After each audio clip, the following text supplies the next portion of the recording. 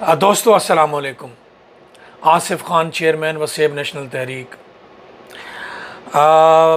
پرسوں غالباً 31 جنوری یا 1 فروری کو ایک بڑا لطیفے والا بیان جاری کیا، تقریر فرمائی بلاول زرداری صاحب نے۔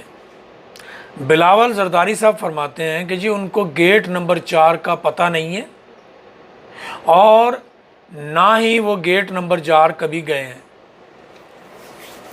بھائی جان بلاول بھٹو زرداری صاحب، ویسے تو آپ کی جتنی ایج ہے میرا ذاتی طور پہ پالیٹکس میں اتنا رول ہے،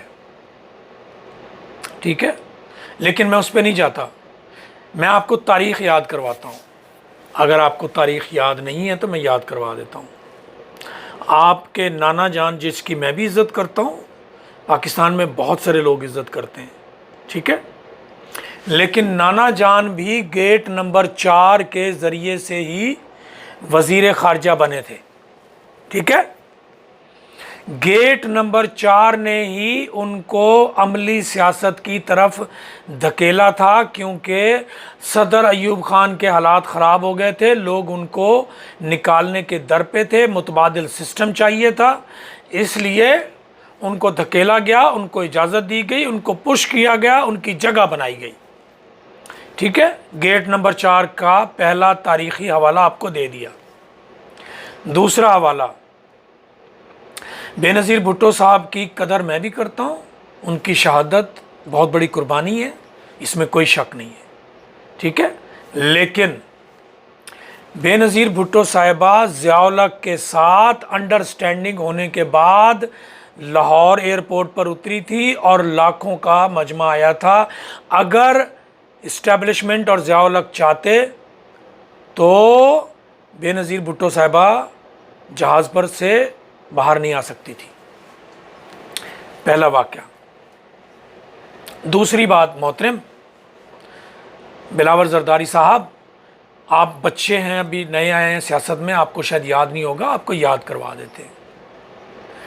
دوسرا، بے نظیر بھٹو صاحبہ نے دبئی میں پاکستان جلا وطنی ختم کرنے کے بعد دوبارہ آنے کے لیے مذاکرات کس سے کیے تھے؟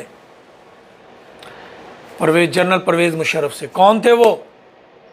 گیٹ نمبر 4 کے اندر مین آفس میں بیٹھتے تھے، ان سے مذاکرات کیے تھے، انہی کے ذریعے سے تشریف لائی تھی وہ۔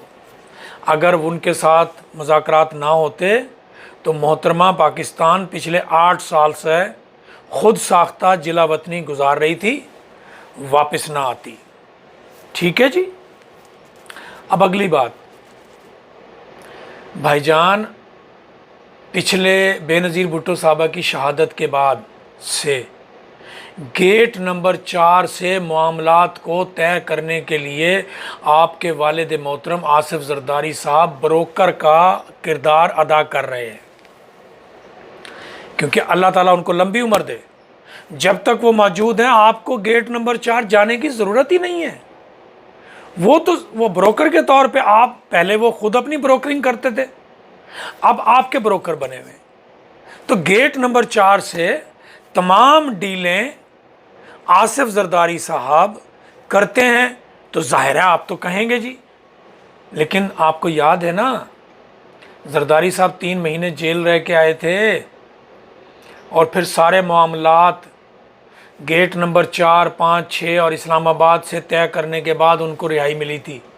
یہ بھی یاد ہے کہ آپ کی پھپھو وہ بھی گھر میں قید تھی، ان کو بھی رہائی تب ملی جب معاملات طے ہو گئے، اور یہ انہی معاملات کے اندر عمران خان صاحب نے آپ لوگوں پر ہاتھ ہلکا رکھنا شروع کر دیا ہے، پتہ ہے نا آپ کو، ورنہ ٹائٹ ہاتھ تھا، ٹائٹ کیا ہوا تھا، قابل ٹائٹ تھے۔